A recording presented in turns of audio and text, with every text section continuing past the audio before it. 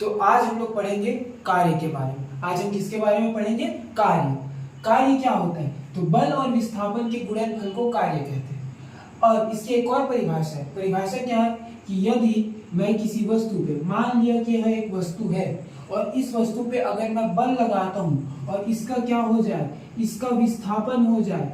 अगर मैं इस वस्तु पे बल लगाता हूँ और इस वस्तु का क्या हो जाए, विस्थापन हो जाए, तो हम बोलेंगे कि कार्य हुआ है। तो अगर किसी वस्तु पर बल लगाया जाए और उसका विस्थापन हो जाए तो उसे ही कार्य कहते हैं। और कार्य का सूत्र क्या होता है? तो कार्य बराबर होता है बल गुणा विस्थापन। कार्य में दो चीज इंपॉर्टेंट है, एक बल लगना चाहिए और दूसरा विस्थापन होना चाहिए। तो कार्य बराबर होता है बल गुणा विस्थापन।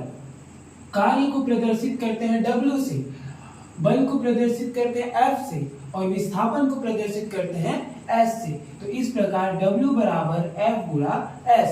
ठीक है।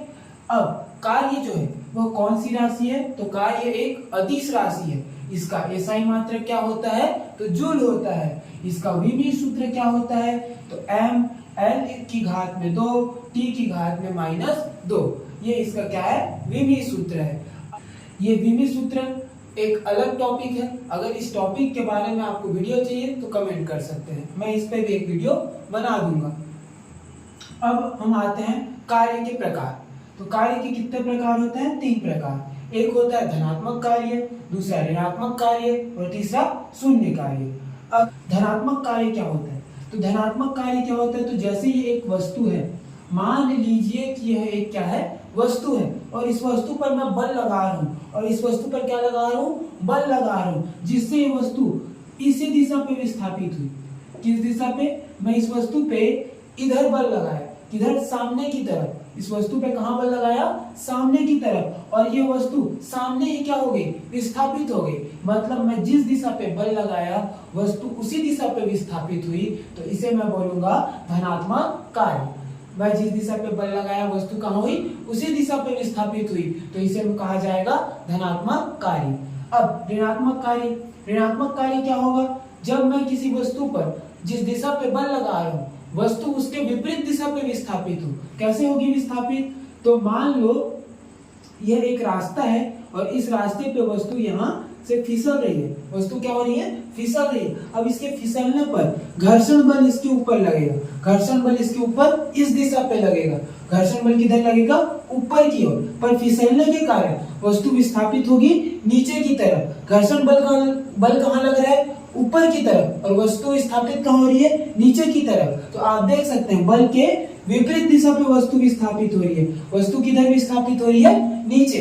तो इसको हम बोलेंगे कौन सा कार्य? ऋणात्मक कार्य। जब बल की विपरीत दिशा में वस्तु का विस्थापन हो तो उसे क्या कहा जाता है? ऋणात्मक कार्य कहा जाता है। अब शून्य कार्य। अगर कोई वस्तु पर मैं बल लगा रहा हूं, जैसे मानिए ये एक वस्तु रखी हुई है, ठीक, ये क्या रखी हुई है? एक वस्तु रखी हुई है और इसके ऊपर मैं बल लगा रहा हूं, इसके लंबवत मैं बल लगा रहा हूं और इस वस्तु का विस्थापन नहीं हो रहा है। इस वस्तु पर मैं बल तो लगा रहा हूं पर इसका विस्थापन नहीं हो रहा है, तब मैं बोलूंगा कि कार्य कौन सा कार्य है? शून्य कार्य है। जब किसी वस्तु पर बल लगाने से उसका विस्थापन ना हो तो उसे क्या कहा जाता है? शून्य कार्य कहा जाता है।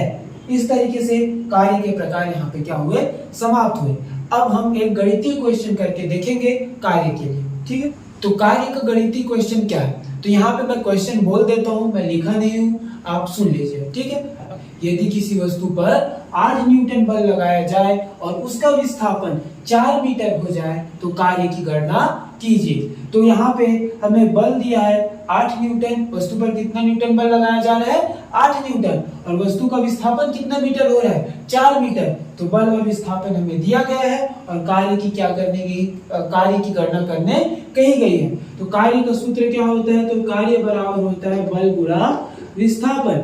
और यहाँ पे बल कितना है भाई? 8 न्यूटन। विस्थापन कितना है? 4 मीटर। 8 चौक 32 और बल और कार्य का SI मात्रक क्या होता है? जूल। तो ये हो गया जूल। तो यहाँ पे हमें आंसर क्या मिला? 32 जूल। इस तरीके से आप कार्य का मान ज्ञात कर सकते हैं।